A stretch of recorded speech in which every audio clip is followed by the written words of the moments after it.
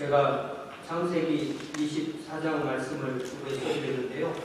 이 24장에 성경을 열어보시면 창세기 24장이 전체 절수가 67절이죠. 그래서 우리가 이렇게 4번이나 설교했는데요. 처음 9절은 아브라함이 그의 충성스러운 종 엘리에셀을 맹세시켜서 하란으로 보내는 내용이 처음 9절에 나오고요. 그 다음에 10절부터 49절까지는 길게 엘리에셀이 그 우물가에서 리브가를 만나는 장면, 그리고 리브가의 집으로 가는 그런 얘기가 나오고요. 50절부터 60절까지가 리브가가 마음의 결단을 하고 가족의 환영을 받으며 하란을 떠나는 내용이고요. 그리고 마지막 61절부터 67절까지가 7절이 리브가와 이삭이 만나 결혼하는 얘기인데, 그것도 잘 보면은 64절부터 64, 65, 66, 67 이렇게 딱 몇 절이 만나서 결혼하고 그런 얘기가 되어 있어요. 이처럼 이삭은 자신이 아내가를 구하러 가는 게 아니고 아버지 아브라함이 이삭의 충실한 종 엘리에셀을 자신 고향으로 보내서 며느리가 될 리브가를 데리고 오라고 하는 거예요. 이삭의 결혼은 그런 특징이 있어요. 이렇게 보면 이삭의 결혼과 야곱의 결혼은 참 다른 거죠. 야곱은 자신 아내를 구하기 위해서 어머니의 고향이자 할아버지의 고향인 하란으로 직접 가게 됩니다. 그렇게 서로 이야기가 다르지만 중요한 특징이 하나 있다면 24장의 이삭의 결혼이나 29장의 야곱의 결혼이나 중요한 모티프로 우물이 등장한다는 사실입니다. 바로 그 우물에서 중요한 만남이 이루어지고 있습니다.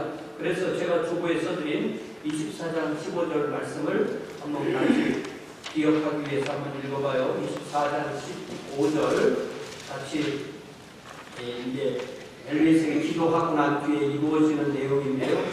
시작. 말을 마치기도 전에 리브가가 물고기를 어깨에 메고 나오니 그는 아브라함의 동생 나홀의 아내 밀가의 아들 두두엘의 소생이라.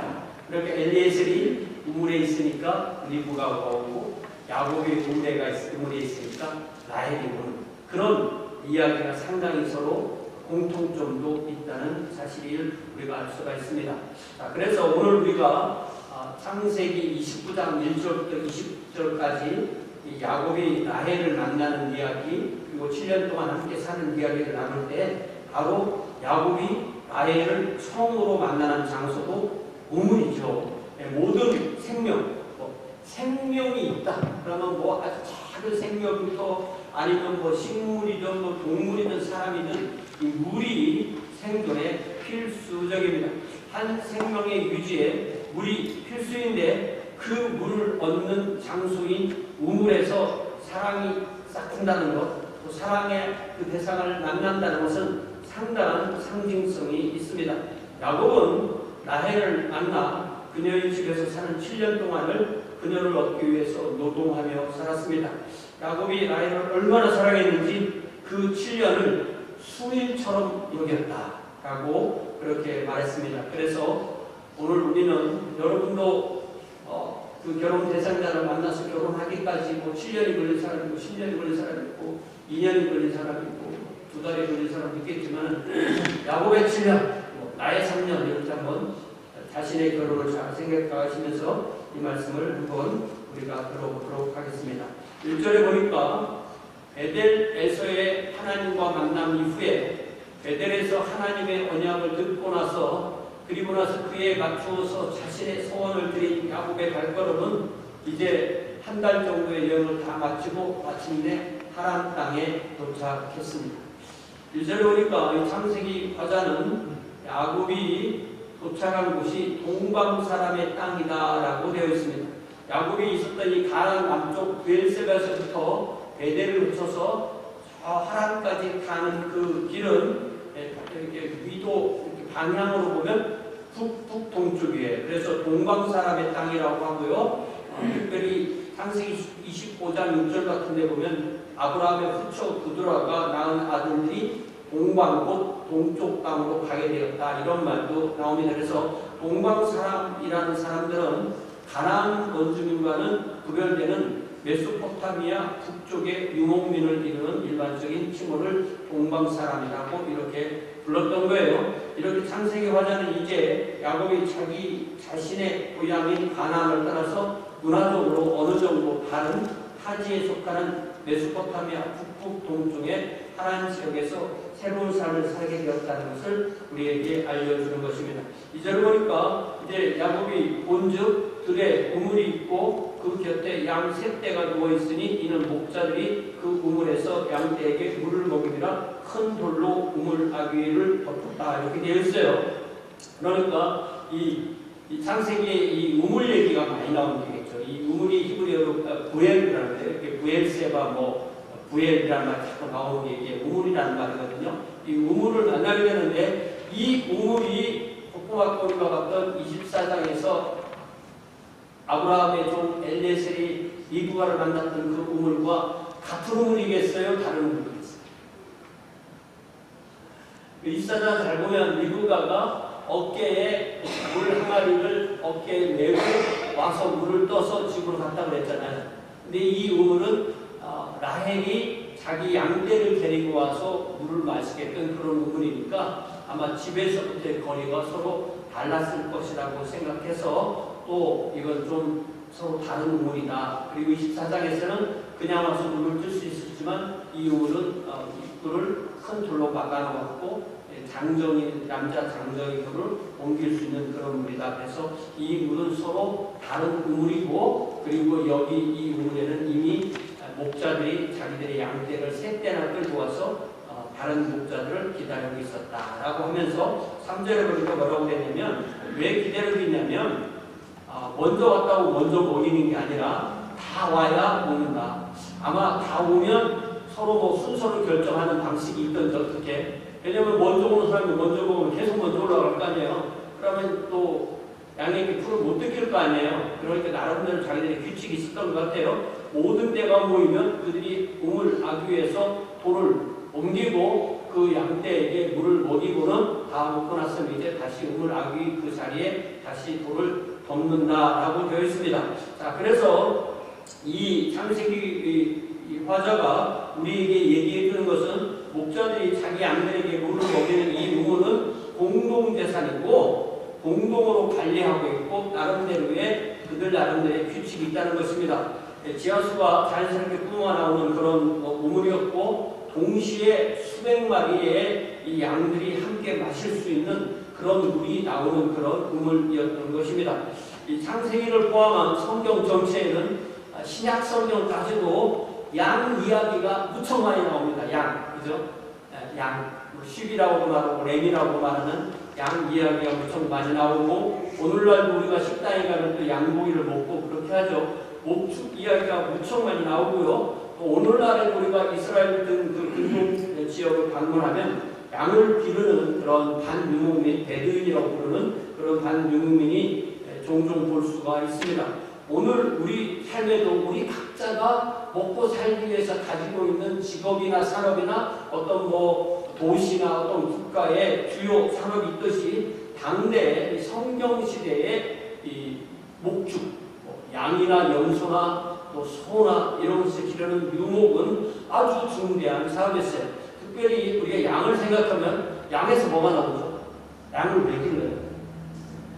양에서 뭐가 나오죠? 먼저 양털이 나오죠? 또 뭐가 나옵니까? 양에서 고기가 나오고요. 또 양에서 양의 젖이 나오고 젖으로 유제품, 뭐 버터나 치즈를 만들고 또 양이 죽으면 가죽을 남기고요. 또 양이 또 배설물을 남기면 비료가 되고 또 양은 하나님께 드리는 제물로 쓰이게 되는 것입니다. 그래서 양털은 오늘날에도 고급 옷감 재료지만 당대의 양털은 직물을 만드는 필수 자원이었습니다. 옷을 만들고 담요를 만들고 천막을 만드는 등의 재료가 양털입니다. 양털은 또 국제 무역의 주요 상품이었고 또 그렇기 때문에 뭐 가정이든 지역이든 국가든 어떤 한 단위 공동체의 주요 수입원이었습니다.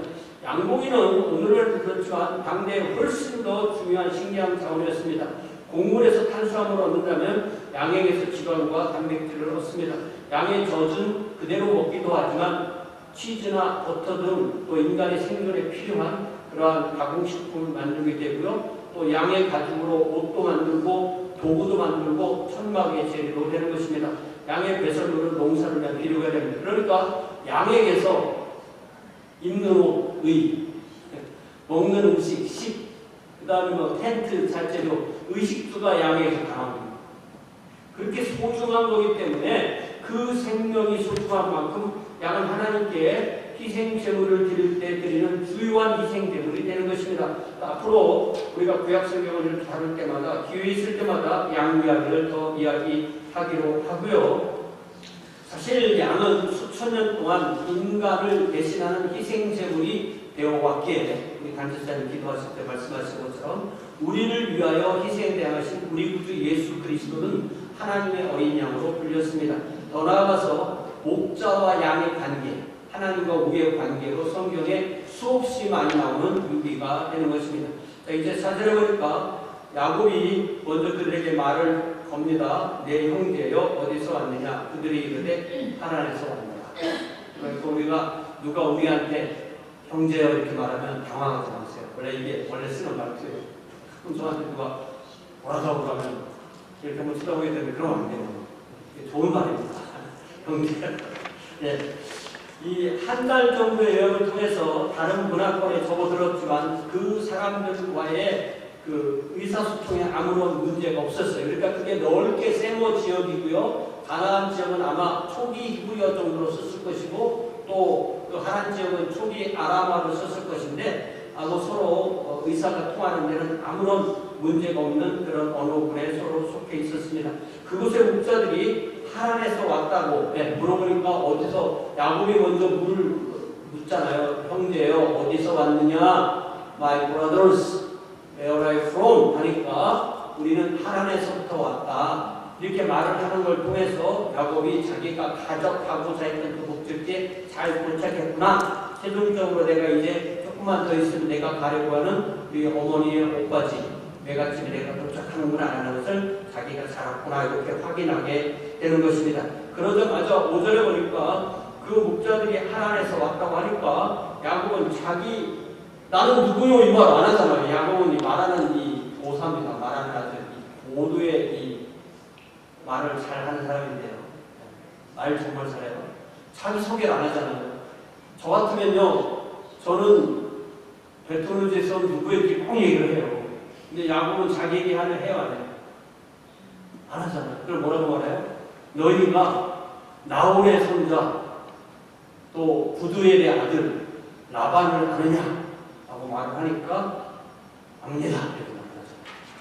그 얘기는 이미 이 라반의 집안, 이 나홀의 집안이 그곳에서 유지하는 것이다 라고 충분히 이해를 할 수가 있습니다.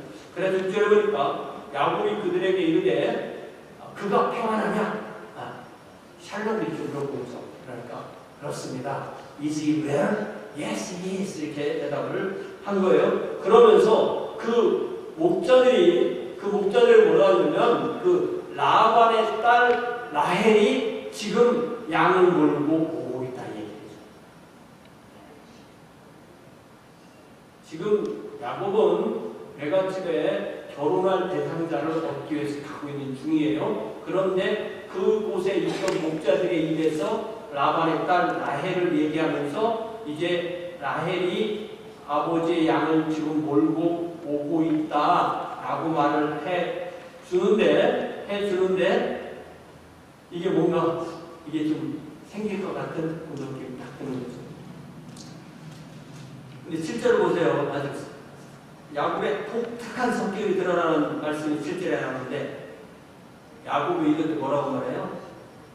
해가 아직 높은즉 가축대가 모일 때가 아니니 양에게 물을 먹이고 가서 풀을 뜯게 하라. 여러분이 그 목자를 어떻게 하시겠어요? 이렇게 처음 보는 사람이 나한테 얘기를 하면 이게 기분 좋을 것 같으세요? 이런 것들은 야, 이 사람이 우리 양들을 많이 걱정해 주구나. 빨리 놀지 말고 빨리 가서 풀을 뜯겨야 되겠구나. 이런 생각이 들 것 같으세요? 도대체 야곱은 왜 갑자기 뜬금없이 이런 말을 했을까요? 야곱은 이 말을 통해서 목자들에게 빨리 물 먹이시고 빨리 풀을 뜯게 하라고 조언하는 것 같지만 사실은 라헬이 양을 몰고 우물에 오겠다고 하니까 그때 올 때 이 목자들이 없는 상황에서 라헬을 만나고 싶어요. 아직 해가 높아서 양들에게 물을 얻어 먹이고 다시 풀을 먹이러 가라고 제안을 했지만 라헬이 자기 양떼에게 물을 먹이러 올 때까지 자기가 자기만의 그런 장면을 만들려고 그런 속셈으로 이런 말을 한 거예요. 야곱은 아마도 라헬과의 첫 만남을 보다 극적으로 만들고자 했을 것입니다. 이런 발언을 통해서 우리는 야곱이 어떤 성격을 가진 사람인가를 분명히 알 수가 있습니다. 좋은 머리를 가지고 좋은 일에 사용할 수도 있고 나쁜 일에 사용할 수 있습니다. 그렇기 때문에 그 사람 머리가 좋아, 그거는 가치 중립적인 거예요. 머리가 좋든 힘이 많든 건강하든 지위가 높든 또 있어요. 돈이 많든 그런 것들은 다 가치 중립적인 거예요. 그것이 좋은 데 쓰이면 좋은 결과를 맺고 나쁜 데 쓰면 나쁜 결과를 맺는 것입니다. 우리가 가지고 있는 그 모든 것은 하나님께 받은 은사인데 그 모든 은사가 궁극적으로 하나님께 받아들여지는 것이 되도록 사용되기 위해서 우리는 늘 기도하고 내가 과연 잘 쓰고 있는가, 잘 사용하고 있는가 나 자신을 돌아봐야 되는 것입니다. 이런 말을 한, 이 7절 말을 한 야곱을 우리가 지난 주일 오후에 공부한 이 애니어그램의 세 성격 구분에 의해서 구분해보자면 머리형입니까? 가슴형입니까? 뇌형입니까? 7절 조영수 목사님 무슨 형입니까? 모르겠어요. 모르면 제가 찍어서 머리형이라고 합시다. 머리형에 좀 가까운 거. 머리를 쫙 쓰잖아요. 8절에 보니까 이 목자들이요 상당히 나이스한 사람이에요. 그러니까 우리가 이 목자들만 나이스했어 이렇게 보기보다는 외부인에 대해서 친절하는 것이 유목민의 아주 가장 기본적인 문화 요소였구나라는 것을 우리가 이 본문을 통해서 알 수가 있습니다. 그들이 뭐라고 말하면 우리 그렇게 안 해요. 그렇게 못해요. 우리만 먼저 물을 먹일 수 없어요. 때가 다 모이고 목자들이 우물 아귀에서 도로 옮기면 그때 우리가 양에게 물을 먹입니다. 이 목자들은요 야곱이 어느 정도 주제넘어 말을 하는 그 야곱의 제안을 가볍게 우리가 그렇게 안 해요. 무시한 걸 수도 있고 아니면 이 사람이 잘 모르니까 그렇게 대답했다 할 수도 있고 그러면서 우리가 기다리고 있는 이 라헬이 아버지의 그 양떼를 데리고 와야만 양에게 물을 먹일 수 있다라고 그렇게 말합니다. 현지인이 외지인에게 이렇게 따스하고 다르게 행동한 것을 보면 당대에도 이런 그 유목민들 사회에서 당대 그 근동 문화에서 그들 나름대로의 고도의 윤리와 예절과 법도가 분명히 살아있다는 것을 확인할 수가 있습니다.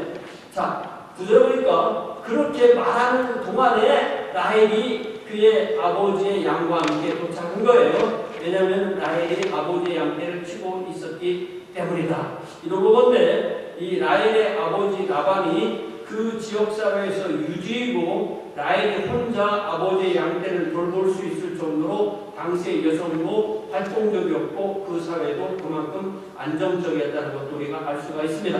자, 10절을 보세요. 야곱이 그의 외삼촌 라반의 딸 라헬과 그의 외삼촌의 양을 보고 나아가 우물 어귀에서 돌을 옮겼다. 지금 목자들이 와서 양을 먹이고 양에 물을 먹이고 라헬 오면은 자기들이 먹이는 방식이 있잖아요. 있는데 그걸 다 깨고 야곱이 먼저 가서 자기 외삼촌의 딸 라헬의 양떼에서 먼저 물을 먹이는. 그러면 목자들이 야곱이 무서워서 가만히 있으면 어떠세요? 아니면 벌써 이미 물을 먹이고 간 건 아니잖아요. 그죠? 분명히. 그러면 둘 중에 하나인 것 같아요. 이 사람이 외지에서 온 사람이니까 우리가 이 사람을 존중해 주겠다. 그렇게 나이스한 거. 아니면 이 라헬이라는 사람의 그런 그 동네에서 위치, 그 아버지 위치로 생각해서 라헬에게 우선권을 그때도 줬던지 아니면 보통 라헬에게 먼저 우선권을 주었을 것이다. 그렇게 이해를 할 수가 있는 거예요. 아무리 봐서는 그렇게 이해가 됩니다.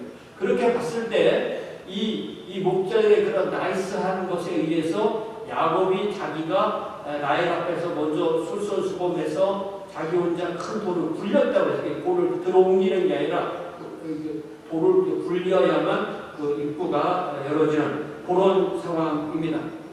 야곱의 어떤 적극적인 그런 능력을 보이는 모습, 목적을 위해서 분명하게 행동하는 모습을 볼 수가 있습니다. 자, 그럼 이 10절에 드러난 이 야곱의 행동은 우리가 지난 주일 오후에 공부한 이 머리, 가슴, 배에서 어디에 가까울까요? 네? 제가 보기에는 이거는 배형입니다. 배형. 배형은 뭐냐면 행동할 때 행동해야 되면서 머리는 주로 말만 하고 생각하는 사람이라면 배형의 사람은 행동하는 사람입니다. 이 야곱이 우리가 그동안 보기까지는 처음에는 집에만 있었던 조용한 사람이었는데 이 사람이 아버지의 그 잘못 주려고 했던 그 축복을 받고 어머니와 함께 또 베델에서 하나님을 만나고 나면서 아주 적극적이고 행동하는 사람의 모습을 드러내게 되는 것입니다. 모든 성격은 그 자체로 장점과 단점이 있기에 장점을 잘 살리고 단점을 잘 통제하는 것이 우리 삶을 하나님 앞에서 바르게 사는 핵심이 되는 것입니다. 그러니까 머리형도 최대한 발전하고 또 가슴형도 최대한 발전시키고 배형도 최대한 발전시키는 그렇게 되는 거죠. 자, 이제 11절에 보니까 그가 라헬에게 입 맞추고 소리내어 울었다고 했습니다. 야곱은 라헬과 아직 자기 소개도 안 했어요. 내가 누구라는지 안 했습니다. 소개도 안 하고, 근데 갑자기 이제는 라헬에게 입 맞추고 소리내서 울기 시작합니다. 여기 울었다고 하니까 또 이것도 제 나름대로 해석을 하자면 머리형, 배형 이제 됐고, 그 다음 뭐예요? 가슴형도 있는 거예요. 울어야 할 때 울고, 울어야 할 때 그 우는 모습이 참으로 아름답습니다. 웃어야 할 때 우는 모습이 아름다워요. 울어야 할 때도 못 울고, 웃어야 할 때도 못 웃고. 네, 제 얘기하는 거죠. 감정이 메마른 사람, 공감을 못하는 사람은 울어야 할 때도 못 울고, 웃어야 할 때도 못 울고. 굉장히 심각한 얘기입니다. 야곱은 아마 이 순간에 자기가 찾고자 하는 아내감을 이제 만났다라는 그런 확신이 들었던 것 같아요. 네. 저와 여러분도 지금의 배우자를 만나서 이 사람이 나의 배우자가 될 거라는 확신이 들었던 그 첫 순간이 있었죠? 있었습니까? 윤정호 권사님 그 순간이 있었어요? 이 사람이 내 남편이다. 그 순간이 난 지금도 몰라서 없었어. 이상하잖아요. 그 순간이 딱 있었을 건데 그 순간이 사진관에서 그 순간이 우리 이명정 선생 사진관 얘기해 주셨습니다. 그 순간이 딱 있는 거예요. 그래서 그러니까 아마 이 야곱의 이때가 그 순간이었던 거예요. 그러고 나니까 12절에 이제서야 라헬에게 자기가 아버지의 생질이요 리브가의 아들됨을 말했다. 그러니까 라헬이 그 말을 듣자마자 아버지에게 알렸다는 거예요. 그러니까 이 야곱의 저 같으면 절대 이수석 안 하는 거예요. 달라요. 인제서 자기소개를 하고 그러니까 둘 사이에 있는 외사촌 간이 되는 거예요. 그러면서 야곱이 자신이 하란에 온 목적인 아내를 구하는 일에 하나님이 자기를 바르게 인도하셨다는 것을 즉각적으로 깨닫고 그래서 라헬은 아버지 양떼를 야곱에게 맡기고 집으로 달려가서 이 모든 이야기를 아버지 라반에게 구하게 되는 거예요. 13절 보니까 라반이 그의 생질 야곱의 소식을 듣고 달려와서 그를 영접하여 입맞추고 자기 집으로 인도하여 드렸고 야곱이 지금까지 모든 일을 라반에게 말했다라고 되어 있습니다. 자, 라반이 늘 머릿속에 자기 누이 리브가를 생각했을 거 아니에요. 근데 시간을 계산해 보면 100년입니다. 이 떨어진 기간. 그러니까 그때의 시간하고 우리 시간하고 그러니까 다 사는 횟수가 다르니까 이게 벌써 떨어진 지가 100년이에요. 100여 년 전에 가나안의 아브라함 집안의 이삭에게 시집갔던 자기 여동생 리브가의 아들이 자기를 찾아왔다고 하니까 라반이 얼마나 놀라운 일이었을까요?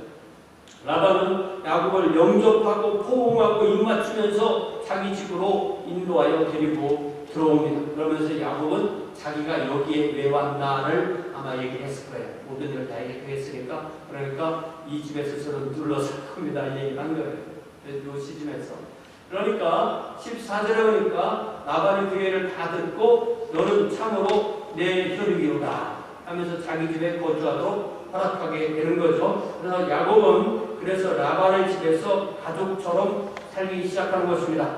먹고 자고 또 양떼를 돌보는 일도 하게 되는 거죠. 라반에게는 아들들도 있었어요. 이름은 안 나오지만 최소한 아들들 했을 때 최소한 2명 이상이고요. 딸도 레아, 라헬이 있고 이제 생질인 야곱이 아들처럼 라반에게 있어서 이미 최소한 5명 이 함께 일을 하게 된 것입니다. 이렇게 성인 야곱이 라반에게 왔을 때 라반에게는 중요한 노동력이 이제 한 명이 그에게 더 있게 된 거예요. 그렇게 되니까 15절에 라반이 야곱에게 이르되 네가 비록 내 생질이나 어찌 그저 내 일을 하겠느냐 네 품삯을 어떻게 할지 내게 말하라. 이렇게 말을 해요. 야곱은 이 외삼촌의 라반의 집에서 먹고 자고 일하고 먹고 입고 자고 일해요. 그러니까 여기서 먹고 자고 입고 하는 일하고 그 다음에 라반의 일을 해주는 거하고 둘을 비교해봐서 이게 똔똔이면 돈 내지도 않고 받지도 않게 되는 거죠. 근데 일하는 가치가 더 크면 돈을 받아야 되죠. 먹고 자고 가치가 더 크면 돈을 내고 살아야 되는 거죠. 근데 라반이 한 달 살아보니까 야 이거 내가 돈을 안 주면 내가 잘못하는 거다. 얘 일하는 것이 내가 돈을 줘야 된다. 이렇게 생각한 거예요. 그러니까 라반과 야곱 둘 다의 계산에서 야곱의 노동력이 그곳에서 야곱이 먹어치우는 거, 뭐 입는 모든 것을 소비하는 모든 가치를 다 상쇄하고도 남았던 거예요. 그래서 라반은 그 품삯을 어떻게 하기 원하는지 야곱에게 묻습니다. 라반은 야곱의 노동력과 가치를 인정한 것이고 그것을 잃지 않기 위해서 이제 한 달에 떠나면 안 되니까 붙잡아 두기 위해서 그를 붙잡기 원했고 그만큼 야곱은 그의 노동과 삶에 있어서 인정받는 사람이었다는 것을 알 수가 있습니다. 자, 이 시점에서 장세기 화자는 16절에 보니까 라반에게 라헬뿐만 아니라 라헬의 언니 레아도 있다라는 이야기를 해줘요. 이야기하는 사람은요 언제 무슨 얘기를 끼어넣을까 굉장히 중요합니다. 요 시점에서 얘기를 해주는 거예요. 자, 그런 17절에 보니까 요 성경이요 옛날부터 좀 느낌이 좀 이상하잖아요. 레아는 시력이 약하고 라헬은 곱고 아름답다. 그럼 만약에 우리가 라헬이 곱고 아름답다 이 말이 나오려면 앞에 레아는 라헬보다 안 예쁘다 이 얘기가 나와야 될 거 아니에요. 그래야 이게 서로 역접이 이렇게 서로 이렇게 대조가 되는 거잖아요. 그런데 레아를 안 예쁘다 이렇게 쓰지 않고 시력이 약하다. 레아 had weak eyes 이렇게 돼 있잖아요. 요 시력이 약하다. 라크 아인 히브리어로 이 눈을 영어로는 아이라고 하는데 히브리어는 아인이라고 해요. 아인인데 라크 아인이라는 말은 약한 눈도 될 수 있고요. 또 눈매가 부드럽다라는 그런 의미도 있을 수가 있어요. 그런데 이 약한 눈이나 부드러운 눈매가 단지 신체적인 시력 문제만을 이야기하는 건 아닌 것 같아요. 여성의 미모에도 이 눈이 나쁘면 여러분 눈이 나쁘면 어떻습니까? 안경하면 되는 거예요. 그죠? 라식하면 되는 거예요. 근데 그때는 안경도 없고 라식도 없었던 것입니다. 그럼 눈이 안 좋으면요 자꾸 찡그리게 돼 있어요. 그러면 아무래도 미모에도 영향을 줄 수밖에 없는 것이고 그러니까 미모의 치명적인 약점이 되었다라는 의미로 이런 말이 쓰여 있는 것 같습니다. 어쨌든 이 성경 시대에 그때는 지금 사람들보다 눈이 훨씬 좋았던 시대인데도 이 레아는 특별히 눈이 안 좋았다 이런 표현은 그녀에게 결정적 약점이 된다. 예를 들면 목자로서 들에 나와서 일을 한다고 할 때도 약점이겠죠. 그래서 그러한 레아에 비해서 라헬은 곱고 아름다웠다고 했습니다. 그래서 야곱의 사랑은 오직 라헬 한 사람에게만 집중됩니다. 그런데 하나님이 하시는 일이 놀라운 것이 나중에 이 야곱이 레아하고 결혼하게 되는데 레아의 아들이 유다이고 유다 족속에서 다윗이 나오고 다윗의 후손 아브라함과 다윗의 후손 예수 그리스도. 그러니까 아무리 라헬이 예뻐도 예수 그리스도의 쭉 족보 올라가면 레아가 있는데 여러분 마태복음 1장을 펴보세요. 마태복음 1장의 이 족보가 굉장히 독특한 이유가 이 마태복음 1장에 나온 이 족보에서 여자가 5명이 등장해요. 이 구약성경의 족보에는 이렇게 여자 이름을 써주지 않는데 이 신약성경에서는 여자 이름을 써주는데요. 그러니까 여기 그 2절에 보면 아브람, 이삭, 야곱. 그러니까 야곱이 유다와 그 아들들을 낳았을 때 유다와 그 아들을 낳은 엄마가 누구예요? 레아입니다. 그리고 3절에 보니까 유다가 바로 이 가나안 사람인 다말인 데서 자기 며느리죠. 며느리에게서 아들, 이상한 얘기죠. 며느리에게서 아들 베레스와 세라를 낳았다고 되고요.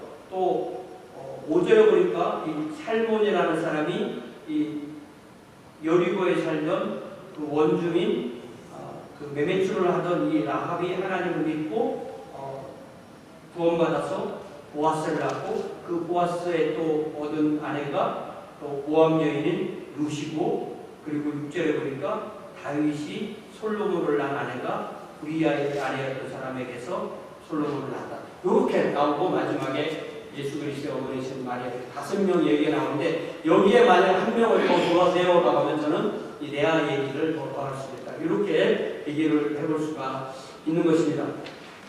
이렇게 하나님이 하시는 일은 꼭 예쁜 사람만 일하지 않으신다. 그렇게 생각할 수 있는 거예요. 그렇죠? 그런데 18절에 보니까 어떻게 했어요? 야곱이 라헬을 더 사랑함으로 대답하되 내가 외삼촌의 작은 딸 라헬을 위해서 외삼촌에게 7년을 섬기겠습니다.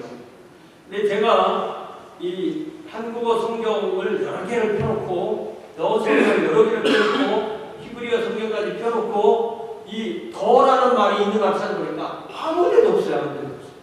우리 개혁개정만 더라고 했고 한국어 성경 한두 개에 그냥 개혁개정 보고 쓴 데만 더라고 돼 있지. 그러니까 아예 그 더라는 개념이 없는 거예요. 그러니까 야곱이 라헬을 사랑했다 끝이에요.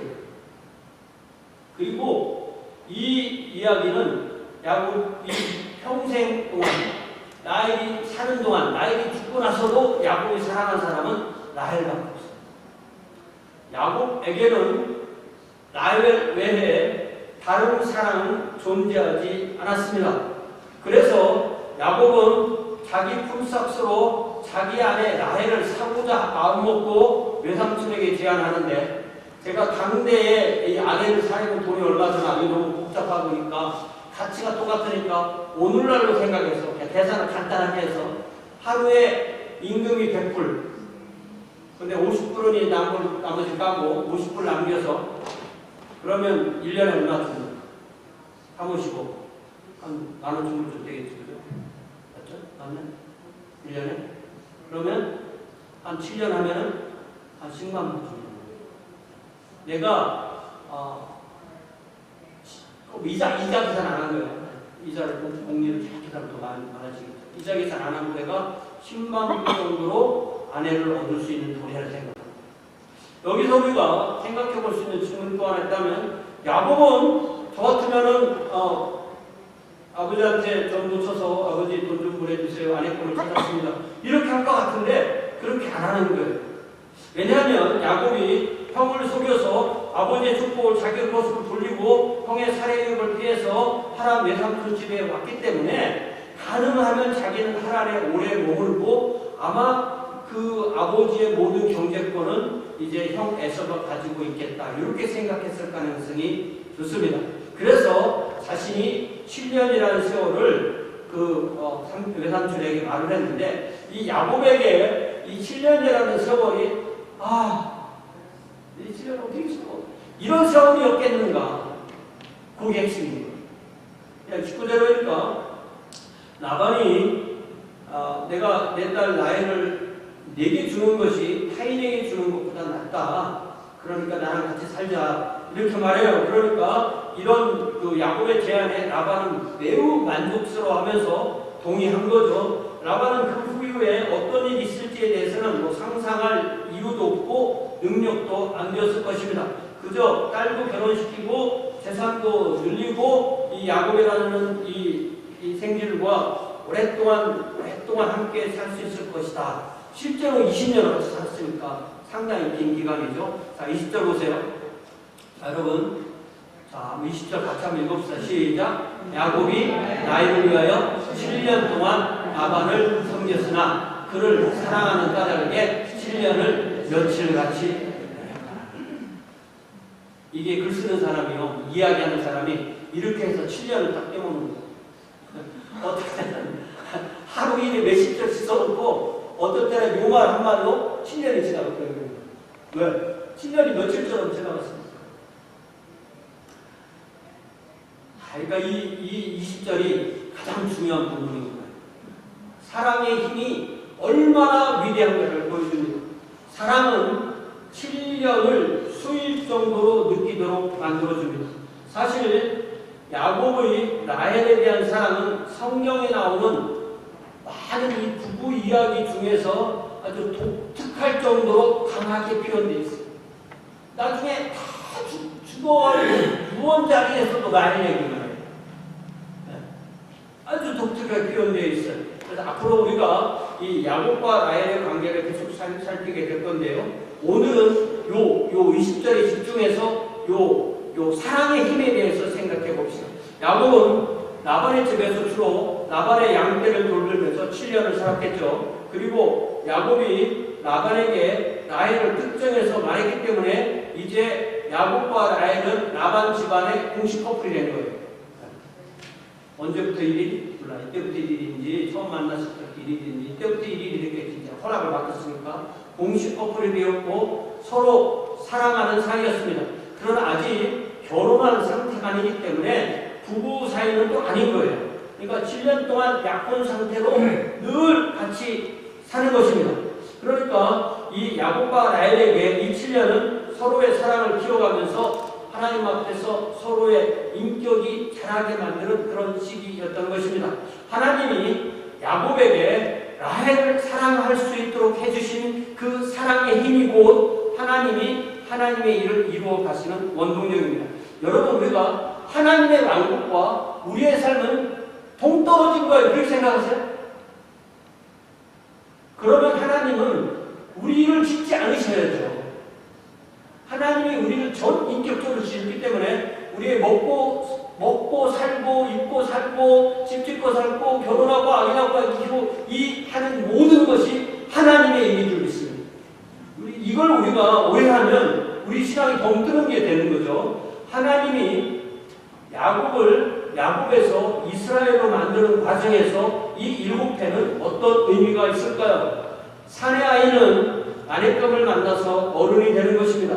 야곱의 결혼, 야곱의 출산은 하나님께서 야곱에게 약속하신 많은 자손과 땅의 언약이 이루어지는 핵심 사안입니다. 하나님은 베델에서 야곱에게 이렇게 말씀하셨죠. 네가 누워있는 땅 내가 너와 네 자손에게 준다. 네 자손이 땅의 티끌같이 많이 되어서 네가 서동 북 남쪽에 퍼져나가고 땅의 모든 족속이 너와 네 자손으로 말미암아 복을 받는다. 그렇기 때문에 야곱이 라헬을 보고 아무런 느낌이 없으면 이게 안 되는 거예요. 그러니까 저와 여러분이 배우자를 만나서 이 사람이 내 배우자라고 한 그것이 하나님의 일이라는 이 근거가 되는 것입니다. 이처럼 하나님께서는 야곱의 사랑과 결혼과 가정과 자녀 생산 등이 하나님께는 너무나 중요한 일이 됐던 것입니다. 그러므로 하나님이 우리의 기도를 들어주신다는 것은 그것이 하나님의 일이기 때문에 들어주신다는 것을 기억하시기 바랍니다. 여러분이 하나님은 하나님의 왕국에만 관심이 있지 내 삶에는 관심이 없어요 라고 생각하십니까? 하나님은 하나님의 왕국에만 관심이 있지 우리의 먹고 사시는 것에 하는 것에는 관심을 기울이지 않는다고 생각하십니까? 그렇지 않습니다. 여러분, 우리 주님께서 산상순에서 말씀하셨듯이 그런즉 너희는 먼저 하나님의 왕국과 그의 의를 구해라. 그리하면 이 모든 것, 먹고 마시고 입고 하는 이 모든 것, 결혼하고 자녀 낳고 사는 그 모든 삶을 너희에게 더하여 주신다고 말씀하셨어요.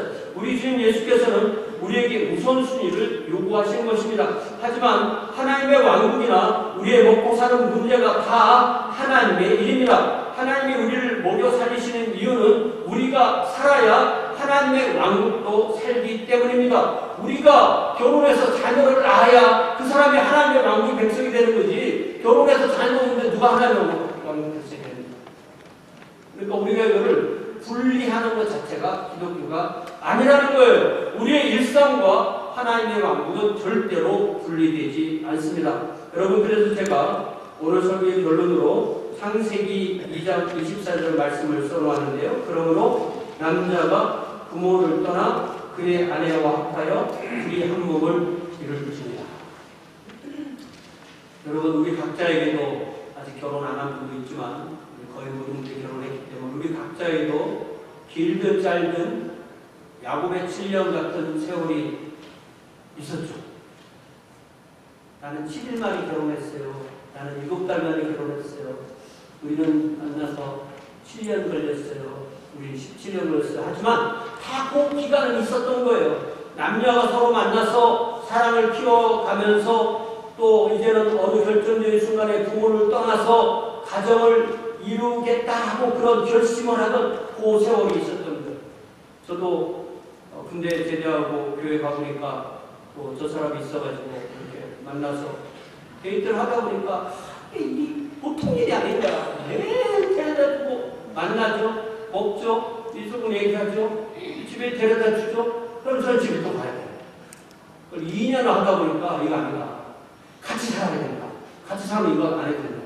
그때가 결혼할 때다. 뭐 제 얘기만 그렇지 않겠죠, 그죠? 다 비슷한 거는 대동소이하다. 그래서 그렇게 한 2년 하고 결혼했습니다. 여러분 이야기도 식사하시면서 서로 얘기 좀 해주세요. 야곱의 결혼과 가정이 중요한 것 이상으로 저와 여러분의 결혼과 가정도 중요합니다. 사람이 태어나야 그 사람이 구원받고 그 사람이 하나님의 왕국 백성이 되는 것입니다. 그래서 하나님께서 사람을 남녀로 지으시고 결혼은 한 남자와 한 여자 사이의 결합으로 정하시고, 그래서 그 하나님께서 야곱의 가정도 세우시고 저와 여러분의 가정도 세우시고 우리 후손의 가정도 세우시고 온 세상의 가정을 세우시고 그들을 축복하시는 것입니다. 생육하고 번성하라고 축복하시는 것입니다. 우리 다시 한번 제가 주보에 써드린 창세기 2장 24절 말씀 소리내어 듣고 함께 기도합시다. 같이 여러분 주보에 보면은 오늘 제가 써드린 창세기 2장 말씀이 있거든요. 소리내서 같이 한번 읽어봐요. 시작. 이러므로 남자가 부모를 떠나 그의 아내와 합하여 둘이 한 몸을 이룰지어다. 남자는 떠나야 되는 거고 부모는 떠나 보내야 되는 거고, 그렇게 되면 새로운 가정이 탄생하게 되는 거죠. 자, 이 시간에 우리 단주에 맞춰서 우리와 우리 자녀의 가정이 이렇게 하나님의 말씀에 근거해서 세워지고 하나님의 왕국 백성이 될 수 있도록 함께 기도하겠습니다. 함께 기도.